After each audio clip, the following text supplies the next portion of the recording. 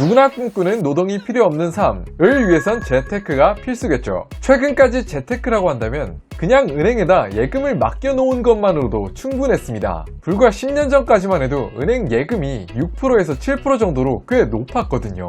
그런데 최근 들어 전 세계적으로 저금리 기조가 확산되면서 시중은행의 예금을 결정짓는 가장 중요한 요소, 기준금리가 사상 처음으로 1% 미만으로 떨어졌고 앞으로는 마이너스 금리 시대에 살 수도 있다고 전문가들은 이야기하고 있습니다. 이렇게 시중금리가 점차 떨어지자 기존의 예금이나 적금은 더 이상 매력적인 투자처가 아니게 되어버렸는데요. 이렇게 은행 금리가 속절없이 하락하자 최근 많은 투자자들은 월급처럼 따박따박 꽂아주는 배당 성향이 높은 주식들에게 관심이 모아지고 있습니다. 세상의 다양한 배당 성향의 주식들 중에서도 미국의 전통적인 고배당 주식들이 가장 큰 인기인데요. 그 이유가 무엇일까요? 우리 모두는 언젠가 은퇴를 할 것이고 노동 수입이 없는 상황에서 생활을 해야만 합니다. 그런 우리의 미래를 배당 주식들이 보장해 줄 수 있을까요? 호셔PD와 함께 알아보도록 하겠습니다.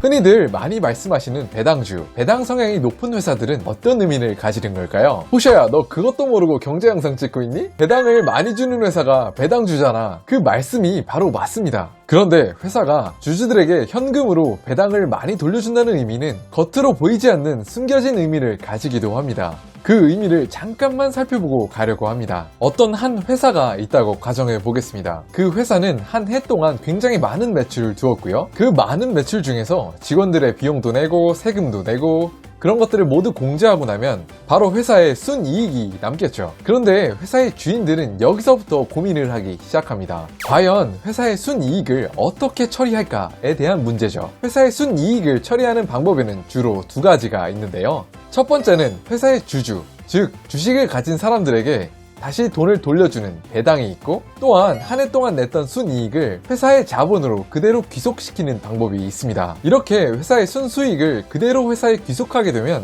회사는 미래에 더욱 큰 돈을 벌 수 있기 위해서 공장을 설립하거나 또는 기술을 개발하는 등 그렇게 회사가 더욱 크게 성장할 수 있는 여건을 마련하는 데 돈을 사용하게 됩니다.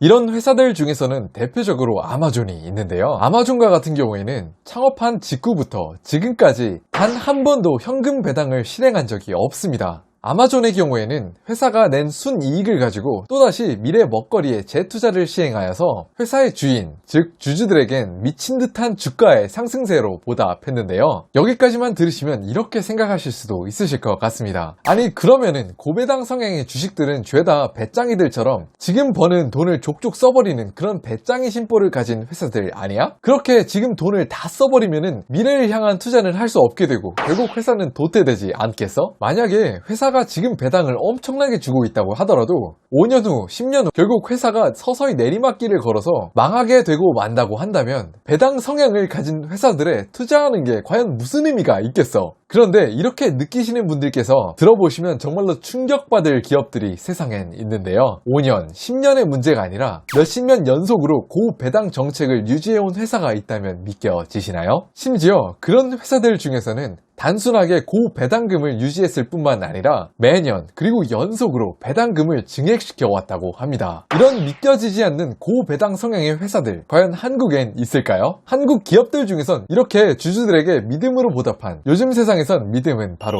돈이죠. 그런 회사는 바로 SK 주식회사였습니다. SK 주식회사는 무려 2008년부터 2018년까지 10년 연속으로 배당금을 성장해온 역사가 있는데요. 그런데 행간을 통해서 알아차리실 수 있듯이 바로 올해 2020년 배당을 동결하는 결정을 하면서 그 성장세가 멈추었습니다. 사실 잠시만 생각해보면 고배당 정책을 유지한다는 것은 회사로서도 굉장히 어려운 일이에요. 왜냐하면 선생님들께서도 잘 알듯이 국내 경기나 해외 경기가 도대체 한 치 앞을 알아볼 수 없는 것이 요즘 현실이잖아요. 그런 경기 속에서도 회사가 꾸준히 성장하고 이익을 낸다는 것이 정말로 얼마나 어려운 일일지 상상해 볼 수 있을 것 같습니다. 그런데 그렇게 어려운 일들을 몇십 년 동안 연속으로 해낸 기업들이 미국엔 있는데요. 그것도 꽤 많이 있습니다. 미국의 투자자들 사이에선 배당 성향을 가진 특정 회사들을 일컫는 별명이 있는데요. 바로 디바이드 앤 킹, 미국의 모든 배당주들의 왕이라고 일컬어지는 회사들이 있습니다. 이렇게 배당주들의 왕이라고 불리기 위해서는 무려 50년 연속으로 배당금을 상승시켜야 한다는 조건이 붙습니다. 여기서 주의해야 될 점은 50년 연속으로 배당금을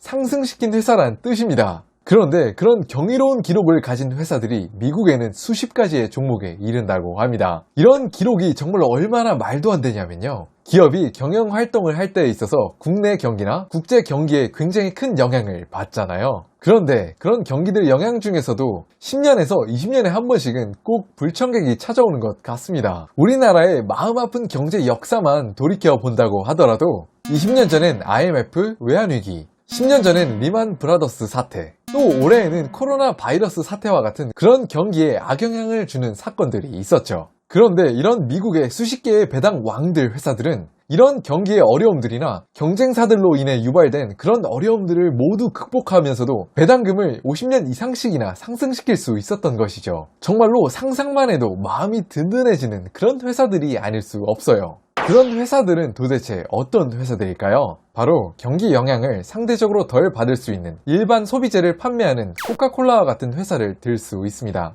저희가 경제가 안 좋아서 주머니 상황까지 나빠진다고 하더라도 콜라를 섭취하는 것까진 절약하지 않으니까 말이에요. 그 이외에도 3M이나 존슨앤존슨처럼 탄탄하고 넘볼 수 없는 기술력을 갖추었기 때문에 압도적인 경쟁 우위를 가진 그런 회사들도 있습니다. 이렇게 온갖 역경을 견뎌낸 회사들이 정말로 매력적이지만 최근 들어 우리나라 선생님들이 미국 배당 주식에 대해서 공부하고 또한 이렇게 스마트폰에 해외 주식을 거래할 수 있는 어플리케이션을 너도 나도 받아서 미국 주식을 사는 이유는 또 한 가지 있는데요. 이렇게 미국 자산을 구매하는 두 번째 이유는 바로 안정적인 자산 배분의 포트폴리오를 구성하기 위해서입니다. 우리나라에는 정말로 자랑스러운 산업이 있죠. 바로 반도체 산업입니다. 이런 반도체 산업을 대표하는 회사로 삼성전자와 하이닉스가 있는데요. 그런데 우리나라의 이 두 반도체 회사들이 너무 잘하다 보니까 생겨난 현상이 있습니다. 그 이유는 바로 이 두 회사가 너무나 잘한 나머지 코스피 전체 회사들 중에서도 딱 이 두 회사가 가지는 비중이 30%를 넘어서 35%,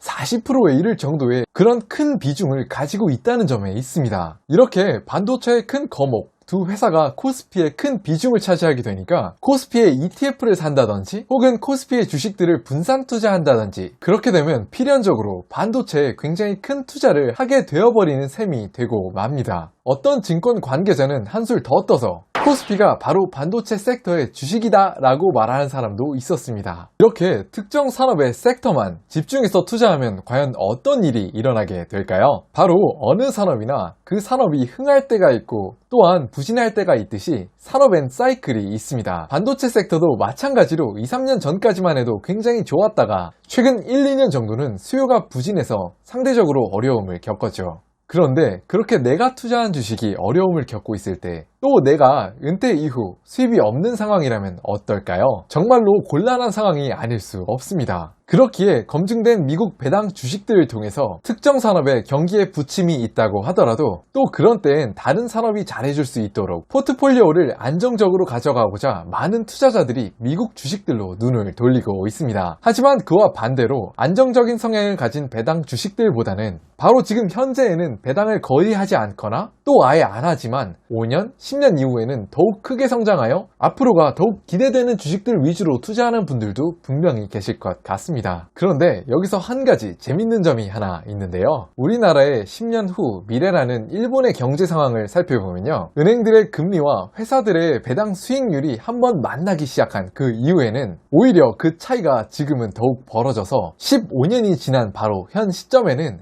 그 격차가 훨씬 더 가중되는 그런 현상이 나타났습니다. 일본에 따라서 초저금리 사회로 진입하기 시작한 한국도 이와 같은 행보를 걷지 않을까 조심스럽게 예상해 봅니다. 모든 분들이 잘 아시죠? 투자의 기재 워렌 버핏은 30년 연속으로 연 수익률을 무려 30%를 기록했습니다. 최근 들어선 조금 더 낮아지긴 했지만요. 그런데 그런 투자의 기재 워렌 버핏이 어떻게 포트폴리오를 구성하고 있는지 버크셔 해서웨이의 자료를 찾아보면 잘 나와 있는데요. 전설적인 투자자 워렌 버핏이 의외로 굉장히 많이 가지고 있는 주식들은 저희가 앞서 얘기한 고배당 주식들입니다. 그 중에서도 특히 코카콜라의 경우에는 워렌 버핏이 무려 40년 동안이나 장기 보유하면서 매우 유명해졌죠. 사실 결국 기업의 본질은 돈을 버는 것이잖아요. 고배당 성향의 주식들은 온갖 역경을 통해서도 자신들만의 경쟁 우위를 통해서 끊임없이 이익을 만들어냈고, 또 주주들에게 그렇게 오랫동안 이익을 환원시킬 수 있었던 것이겠죠. 그런 면에서 생각해보면 이런 회사들은 정말로 목적에 부합하는 그런 멋진 회사들인 것 같습니다.